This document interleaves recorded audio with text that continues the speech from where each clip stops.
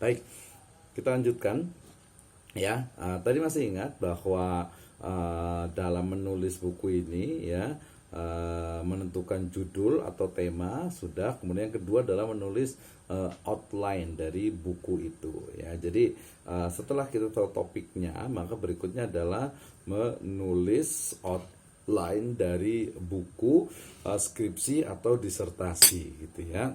Apa itu outline ya? Outline adalah ya garis panduan awal dalam menulis buku agar penulisannya lebih terarah sesuai dengan rencana. Jadi setelah kita menemukan temanya, topiknya, ya judul sementaranya, maka berikutnya adalah kita menyusun atau menuliskan outline-nya. Nah, kalau deskripsi, tesis, dan disertasi, itu outline-nya itu adalah sistematika penulisan. Itu sudah sangat baku, sangat standar. Bab 1 pendahuluan, ada latar belakang masalah, ada identifikasi masalah, ada rumusan masalah, ada tujuan penelitian, ada lagi manfaat penelitian, signifikasi penelitian, ya sampai kepada sistematika penulisan. Bab 2 ada kerangka teori atau landasan teori, landasan pemikiran, bab 3 metode penelitian, bab 4 pembahasan, bab 5 penutup, daftar pustaka, udah ya. Jadi outline-nya itu sangat jelas gitu ya. Berbeda dengan buku ya. Buku itu biasanya harus kita pastikan dulu nih kita mau menulis tentang apa gitu ya, misalnya ya. Jadi di sini cara membuat outline buku itu pertama bisa menggunakan mind map yang paling gampang gitu ya, atau juga menyusun daftar isi ya, dan bisa juga membuat coretan awal ya. Ya, mind map sendiri kan kita tahu adalah cara untuk mengelola informasi secara keseluruhan melalui pemetaan peta pikiran berbentuk percabangan yang dituangkan langsung ke dalam media tulis ya, baik kertas ataupun digital. Nah, ya. Jadi bentuknya seperti ini ya. Kalau kita bicara tentang time management for master student ya. Nah, jadi pengelolaan waktu untuk mahasiswa pasca misalnya ya, kita mau menulis tentang itu gitu ya.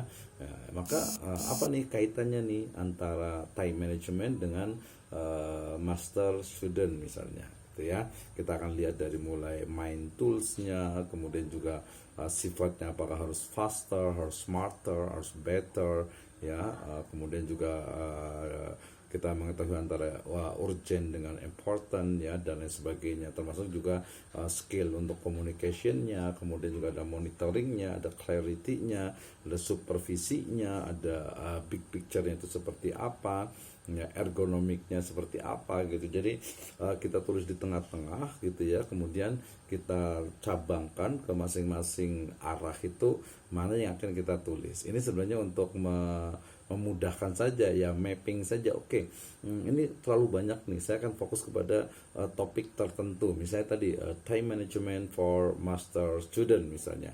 Oke, saya akan fokus kepada mungkin motivasi spiritual gitu ya. Motivasi spiritual terkait dengan mengatur waktu, kemudian juga selesai kuliahnya on time, tepat waktu gitu ya. Nah ini jadi bisa mulai seperti ini. Makanya kalau mau nulis tentang apa nih gitu ya, sangat mungkin untuk menggunakan ini. Misalnya ini buku saya yang kedua atau ketiga ya, tahun 2008 ya. Misalnya saya menulis tentang muslim mandiri gitu ya.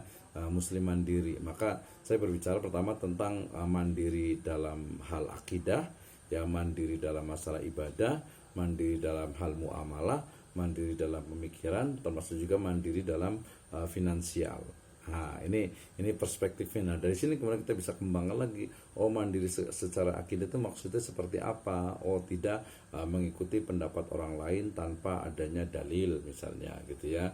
Mandiri secara ibadah ya berarti dia ketika beribadah itu bukan hanya melihat dari mungkin tetangga atau mungkin masyarakat, tetapi dia berdasarkan juga tadi nas gitu ya.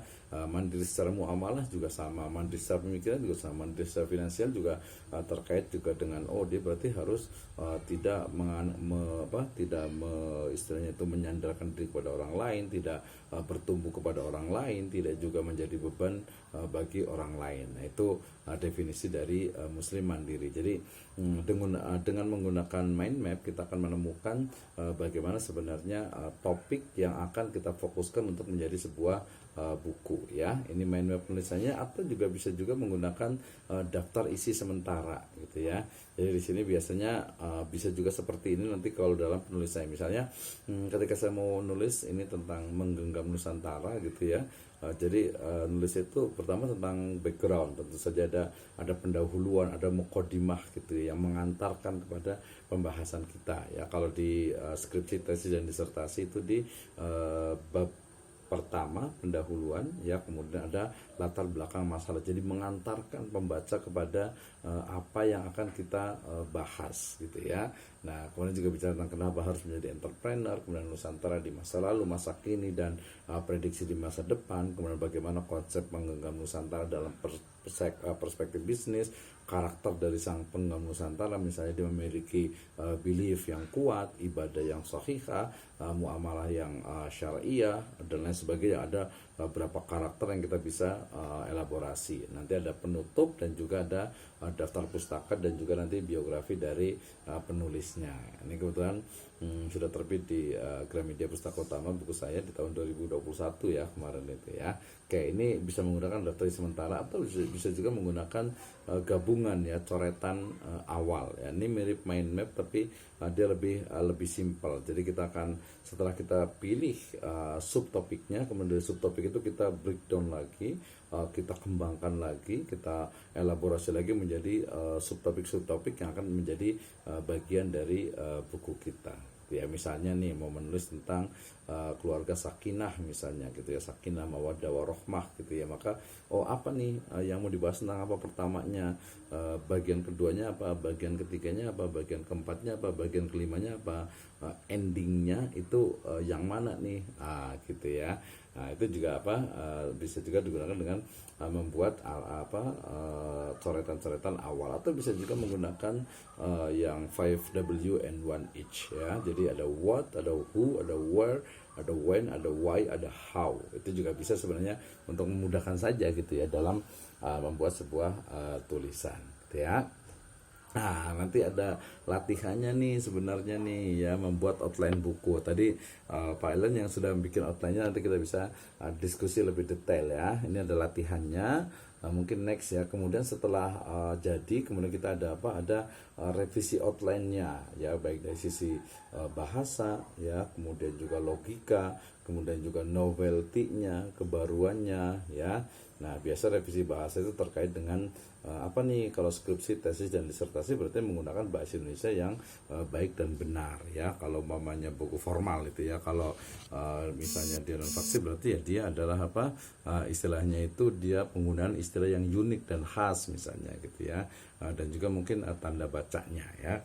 Tanda bacanya bisa juga digunakan di situ, di revisi dipilih. Nah, sistematika outline ini biasanya dilihat apakah dia logis, sistematis, dan juga empiris ya. Kenapa? Karena dia terkait dengan ini, dengan pembahasannya gitu kan ya, dengan ini tentang apa nih gitu ya, ada empiris nggak nih, dia sistematis nggak nih penyampaiannya. Tergantung ya.